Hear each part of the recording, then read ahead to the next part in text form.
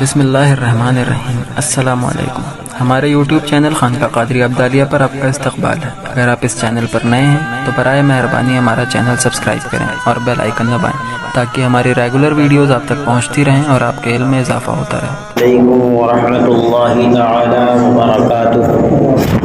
الحمد للہ نحمده ونستعینه ونستغفره ونؤمن به ونتوکل علیہ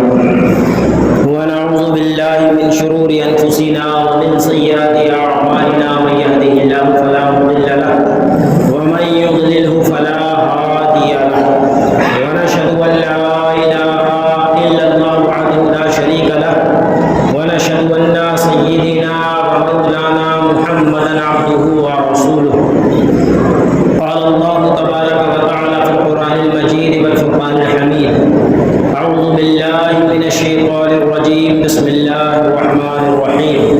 وما ارسلناک الا رحمۃ للعالمین۔ صدق اللہ مولانا العظیم وبلغنا رسوله النبی الامین المعین المکین الکریم ونحن علی ذلک لمن الشاہدین والشاکرین والحمد للہ رب العالمین۔ محترم سامعین، آج کے اس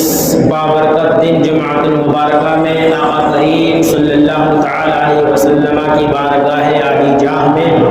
جی لگا کر ہدیہ درود کا نذرانہ پیش کیا جائے۔ پڑھے بابا سے بلند اللہم صلی علی سیدنا و مولانا محمد معدن الجود والکرم وآلہ الکرام وبرہ الکریم وبارک وسلم۔ وہ ہر عالم کی رحمت ہیں کسی عالم میں رہ جاتے، وہ ہر عالم کی رحمت ہیں کسی عالم میں رہ جاتے، یہ ان کی مہربانی ہے کہ یہ عالم پسند آیا۔ عزیزان ملت اسلامیہ، آقا کریم صلی اللہ تعالی علیہ وسلم کی آمد کا یہ مبارک مہینہ اپنے اختتام کی منزلیں طے کر رہا ہے۔ آقا کریم صلی اللہ تعالی علیہ وسلم کی آمد جس شان کے ساتھ، جس عظمت کے ساتھ، جس وقار کے ساتھ ہوئی، آپ نے اکثر و بیشتر علماء کرام کی زبان سے سنا ہے۔ عزیزان ملت اسلامیہ، آقا کریم صلی اللہ تعالی علیہ وسلم کی شان و عظمت صرف اور صرف انسان ہی نہیں، اہل ایمان ہی نہیں، بلکہ جو لوگ اللہ تبارک و تعالیٰ کی جانب سے انعام یافتہ ہیں، اللہ تبارک و تعالیٰ نے اپنے رسول اکرم صلی اللہ تعالی علیہ وسلم کی شان، ان کا مقام، ان کا مرتبہ ان پہ ظاہر فرما دیا۔ عزیزان ملت اسلامیہ، نبی رحمت صلی اللہ تعالی علیہ وسلم کا مقام ایسا مقام ہے کہ آپ کی بارگاہ کا ادب صرف ملائکہ مقربین ہی نہیں فرماتے ہیں، آپ کی بارگاہ کا ادب صرف آپ کے صحابہ کرام ہی نہیں فرماتے ہیں، بلکہ چرند و پرند و درند سب کے سب آپ کی بلند و بالا عظمت کے سامنے سرنگو ہو جایا کرتے ہیں۔ روایتوں میں آتا ہے، مسند احمد بن حنبل میں یہ واقعہ درج ہے کہ مدینہ المنورہ میں ایک صحابی، انصاری صحابی، دو صحابی مدینہ المنورہ میں بسا کرتے تھے۔ ایک صحابی رسول وہ کہ رسول اکرم صلی اللہ تعالی علیہ وسلم کے ساتھ جب اور ستم کرنا کفار مکہ نے شروع کر دیا تو اللہ تبارک و تعالیٰ کی جانب سے آپ کو ہجرت فرما لینے کا حکم پیش آیا۔ آقا کریم صلی اللہ تعالی علیہ وسلم نے رب کائنات کا حکم پا کر اپنے صحابہ کے ساتھ جب آپ نے ہجرت فرمایا، ہجرت کر کے مدینہ المنورہ کا رخ فرمایا، وہ مدینہ المنورہ جسے یثرب کہا جاتا تھا، یعنی کہ بیماریوں کا گھر کہا جاتا تھا، لیکن آقا کریم صلی اللہ تعالی علیہ وسلم جب صحابہ کرام کے ساتھ اس بیماریوں سے لبریز، بیماریوں سے پر گاؤں میں تشریف لے جاتے ہیں تو پھر وہ یثرب نہیں رہتا بلکہ دارالشفا بن جاتا ہے، وہ شفا والا گھر بن جاتا ہے، بلکہ اس کی گرد و غبار کو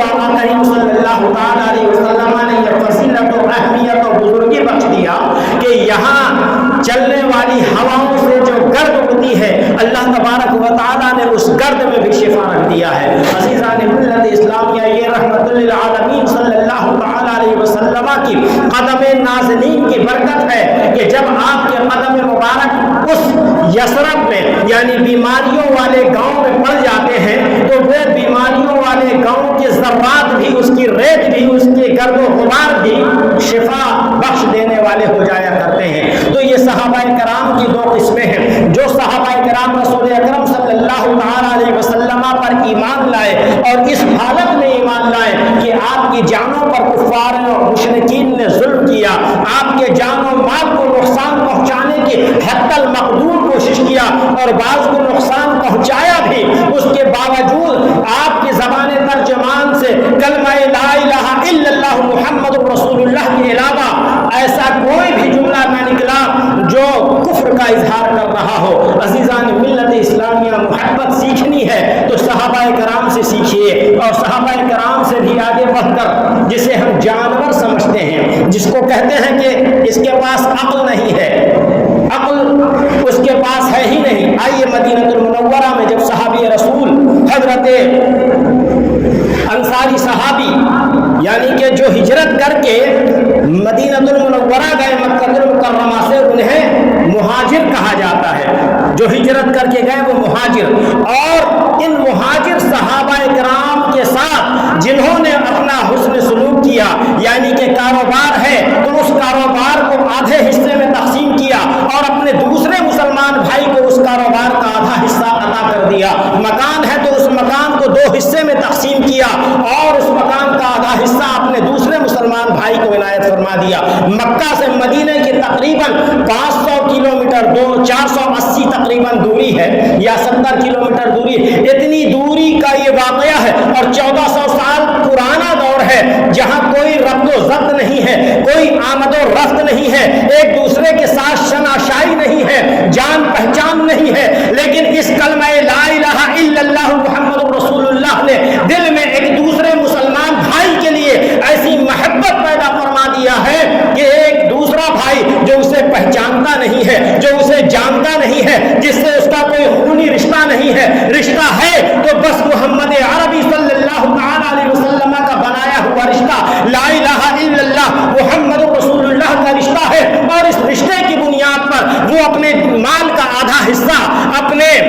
مسلمان بھائی کو عنایت فرما دیتا ہے، اپنی جائیداد کا آدھا حصہ اپنے مسلمان بھائی کو عنایت فرما دیتا ہے۔ میرے عزیزوں، بات یہیں تک نہیں رکتی ہے بلکہ کچھ صحابہ انصاری صحابی نے، انصاری کہتے ہیں مددگار کو، انصار کے معنی مددگار ہوتا ہے، تو مہاجرین صحابی کے جو مددگار صحابی ہوئے انہیں انصاری صحابی، مدینہ المنورہ کے انصاری صحابی، بعض صحابی نے آقا کریم کی بارگاہ میں عرض کیا، یا رسول اللہ صلی اللہ تعالی علیہ وسلم، یہ بڑی پریشانی کے حال میں آئے ہیں، ان کے بہت سارے خاندان والے وہاں چھوٹ گئے ہیں، ان کے بیوی بچے چھوٹ گئے ہیں، اگر آپ کی اجازت ہو تو ہم اپنی بیویوں کا بھی حصہ لگا دیا کریں، 2 بیوی ہے تو 1 انہیں دے دیں، 1 اپنے پاس رکھ لیں، 4 بیوی ہے تو 2 ہم رکھ لیں، 2 انہیں دے دیں۔ آقا کریم نے اسے پسند نہ فرمایا، آپ نے فرمایا کہ جو بیوی جس کے نکاح میں ہے وہ اسی کے نکاح میں رہے گی، طلاق کسی کو دے کر کسی کے زوجیت میں داخل کرنے کی اجازت نہیں ہے۔ عزیزان ملت اسلامیہ، یہ صحابہ کرام کا بھی عشق عجیب و غریب عشق ہے، یہ صحابہ کرام کی عقیدت و محبت عجیب و غریب محبت ہے، عجیب و غریب محبت ہے۔ ایک صحابی رسول، انصاری صحابی رسول، مسند ابن حاکم میں یہ روایت درج ہے کہ ان کا اونٹ پاگل ہو گیا، جب کوئی نظر آتا اس کے اوپر لپٹ پڑتا، جھپٹ پڑتا اور اسے کاٹ کھانے کی کوشش کرتا۔ یہ صحابی رسول بڑے پریشان ہوئے، آقا کریم صلی اللہ تعالی علیہ وسلم کی بارگاہ میں حاضر ہوتے ہیں۔ اب سوچنے کا مقام یہاں پر یہ ہے کہ صحابہ کرام آقا کو کیا جانتے تھے، کتنا بڑا مرتبے والا، کتنا بڑا طبیب، کتنا بڑا شافی جانتے تھے کہ جب ان کا اونٹ پاگل ہو گیا تو اسے چاہیے تھا، وہ صحابی رسول کو چاہیے تھا کہ کسی طبیب کے پاس لے جاتے، اس زمانے میں کسی حکیم کے پاس لے جاتے، جیسے آج ہمارے یہاں جو ہے مویشی کے ڈاکٹر الگ ہوتے ہیں، انسانوں کے ڈاکٹر الگ ہوتے ہیں، ہر چیز کے ڈاکٹر الگ ہوتے ہیں، اسی طریقے سے جانور کے لیے ڈاکٹر الگ ہوتے ہیں۔ ظاہر سی بات ہے اس زمانے میں بھی کوئی ایسا طبیب ہوگا، کوئی ایسا حکیم ہوگا جو اس بات کے لیے جانا جاتا ہوگا کہ اگر کسی کا گھوڑا پاگل ہو جائے تو فلاں حکیم کے پاس لے جاؤ، اگر کسی کا اونٹ پاگل ہو جائے تو فلاں حکیم کے پاس لے جاؤ۔ لیکن یہ صحابی رسول کا عشق رسول دیکھیے کہ ان کا گھوڑا پاگل ہو گیا ہے، وہ طبیب کے پاس جانے کے بجائے رسول اکرم صلی اللہ تعالی علیہ وسلم کے پاس آتے ہیں۔ ایسے طبیب جن کے قدم نازنین سے شفا بڑھ جایا کرتی ہے، اور یقین جانیے اس صحابی رسول کا کیسا یقین تھا۔ آپ آقا کریم کی بارگاہ میں حاضر ہوتے ہیں، یا رسول اللہ صلی اللہ تعالی علیہ وسلم ہمارا اونٹ پاگل ہو گیا ہے، جب بھی کوئی اس کے سامنے جاتا ہے وہ اس کے اوپر چھپٹ پڑتا ہے، اسے کاٹ کھانے کو دوڑتا ہے، کئی لوگ زخمی بھی ہو چکے ہیں، یا رسول اللہ صلی اللہ تعالی علیہ وسلم اس مسئلے کا حل فرما دیا جائے۔ آقا کریم صلی اللہ تعالی علیہ وسلم نے جب یہ بات سنا تو آپ نے تو یہ نہیں فرمایا کہ میں تو تمہارے پاس ہدایت لے کر آیا ہوں، میں تو تمہارے پاس اللہ کی وحدانیت کا اقرار کرانے کے لیے آیا ہوں، میں تو تمہارے پاس انسانی اسباب پڑھانے کے لیے آیا ہوں، زندگی گزارنے کا طور و طریقہ بتانے کے لیے آیا ہوں، نہ کہ میں تمہارے بیمار اونٹ کو، پاگل اونٹ کو سدھارنے کے لیے آیا ہوں۔ قربان جائیے، تو پتہ یہ چلا صحابی رسول کی اس عرضی سے اور اس عرضی کو قبول کر لینے سے رسول کے اختیار کا پتہ چلتا ہے کہ جس مشکل کو لے کر رسول کی بارگاہ میں جاؤ گے وہ مشکل حل ہوتی ہوئی نظر آئے گی۔ صحابی رسول کا یہ عریضہ سنتے ہی رسول اکرم صلی اللہ تعالی علیہ وسلم کا آشیانہ اقدس سے نکلتے ہیں، وہ صحابی رسول کے گھر میں داخل ہوتے ہیں۔ صحابی رسول آگے بڑھ کر ہاتھ جوڑ کے عرض گزار ہوتے ہیں، یا رسول اللہ آپ تنے تنہا نہ جائیں، وہ اونٹ پاگل ہے، کہیں آپ کو کوئی ایذا نہ پہنچا دے، کوئی تکلیف نہ پہنچا دے، مجھے یہ بات قطعی طور پہ گوارا نہیں ہے۔ قربان جائیے، نبی رحمت صلی اللہ تعالی علیہ وسلم کے علم غیب پر جو لوگ رسول کے علم غیب پر سوال اٹھاتے ہیں ان سے پوچھنا چاہیے کہ اس مقام پر کون سی وحی آئی ہے، کون جبرائیل علیہ السلام آیت لے کر آئے ہیں کہ رسول اکرم صلی اللہ تعالی علیہ وسلم اس کانفیڈنس کے ساتھ، اس یقین کے ساتھ آپ فرما رہے ہیں کہ گھبراؤ نہیں، وہ اونٹ مجھے کچھ نہیں کرے گا، وہ اونٹ مجھ سے کچھ نہیں بول سکتا ہے۔ یہ کانفیڈنس کہاں سے آیا؟ یہ علم غیب نہیں تو اور کیا ہے کہ ابھی چند لمحے بعد کیا ہونے والا ہے۔ سارے صحابی رسول ڈرے ہوئے ہیں کہ کہیں وہ اونٹ میرے رسول کو تکلیف نہ پہنچا دے، اور رسول کا علم غیب دیکھیے، رسول کا کانفیڈنس دیکھیے کہ گھبراؤ نہیں، وہ اونٹ مجھے کچھ نہیں کرے گا۔ اور زبان رسالت مآب سے نکلا ہوا یہ جملہ پورے صحابی مکہ، پورے صحابی مدینہ نے یہ اپنی چشم نگاہ سے دیکھا ہے، چشم کی اپنے نگاہوں سے دیکھا، اپنی آنکھوں کی نگاہوں سے دیکھا کہ وہ اونٹ جو ہی آقا کریم صلی اللہ تعالی علیہ وسلم داخل ہوتے ہیں صرف ادب سے سر ہی نہیں جھکاتا بلکہ بیٹھ کر آپ کے قدموں میں اپنا سر رکھ دیتا ہے۔ پتہ یہ چلا کہ یہ اونٹ بھی آقا کریم صلی اللہ تعالی علیہ وسلم کی شان و عظمت سے واقف ہے، اور سمجھدار اونٹ کو تو چھوڑیے، جب سمجھدار پاگل اونٹ آپ کے مرتبے سے واقف ہے تو سمجھدار اونٹ آپ کے مرتبے سے کس قدر واقف ہوگا۔ تو قربان جائیں ہم اور آپ صلی اللہ تعالی علیہ وسلم کے مقام پر کہ کتنا بلند والا مقام اللہ تبارک و تعالی نے ہمارے رسول کو عنایت فرمایا ہے۔ اب یہاں پر رک کر ایک اور آپ کو پوائنٹ دینا چاہوں گا کہ جو لوگ معاذ اللہ ثم معاذ اللہ رسول کی شان و عظمت کو گھٹانے کی کوشش کرتے ہیں، رسول کی شان و عظمت میں نقطہ نکالنے کی، نقص نکالنے کی کوشش کرتے ہیں، وہ تو اس پاگل اونٹ سے بھی گئے گزرے ہیں کہ یہ پاگل اونٹ کو نبی کا مقام معلوم ہے، لیکن تم انسان بن کر آئے ہو، افضل البشر بن کے آئے ہو، افضل المخلوقات بن کر، اشرف المخلوقات بن کر آئے ہو، اور ساتھ ہی ساتھ اپنے آپ کو عالم دین بھی کہتے ہو، مفتی اسلام بھی کہتے ہو، اور بات ایسی کر جاتے ہو کہ جو پاگل اونٹ بھی تمہارے سے بہتر بات کر اور بہتر عمل کر لیا کرتا ہے۔ آپ سمجھ رہے ہوں گے کہ ابھی کے وقت میں ایک خفتی، مفتی نہیں بلکہ خفتی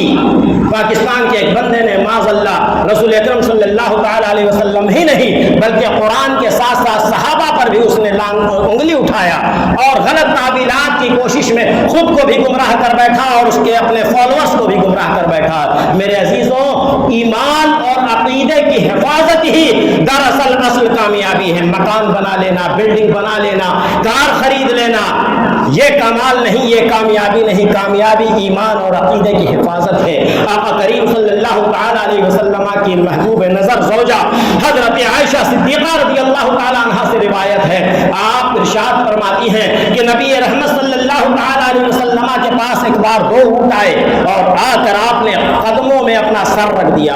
رسول اکرم صلی اللہ تعالی علیہ وسلم نے انہیں اٹھایا اور کہا کہ جاؤ اپنے کام میں لگ جاؤ۔ میرے عزیزوں، جب یہ منظر صحابہ کرام نے دیکھا، حضرت ابو بکر و عمر و عثمان و علی رضوان اللہ تعالی علیہ مجمعین نے دیکھا تو عرض کیا یا رسول اللہ صلی اللہ تعالی علیہ وسلم، آپ کو جب اللہ نے اتنا بلند و بالا مقام عنایت فرمایا ہے کہ یہ بے جان بے زبان جانور اور بے عقل جانور جب آپ کے تعظیم اور حرمت کو بجا لاتے ہیں، آپ کے سامنے سجدہ کرتے ہیں، تو ہمیں بھی اجازت دیا جائے کہ ہم آپ کے سامنے سجدہ کریں۔ آقا کریم صلی اللہ تعالی علیہ وسلم نے فرمایا کہ میں اس دنیا میں بھیجا گیا ہوں وحدہ لا شریک کا کلمہ پڑھوانے کے لیے، اور وحدہ لا شریک لات و عزا کے قدموں سے اٹھا کر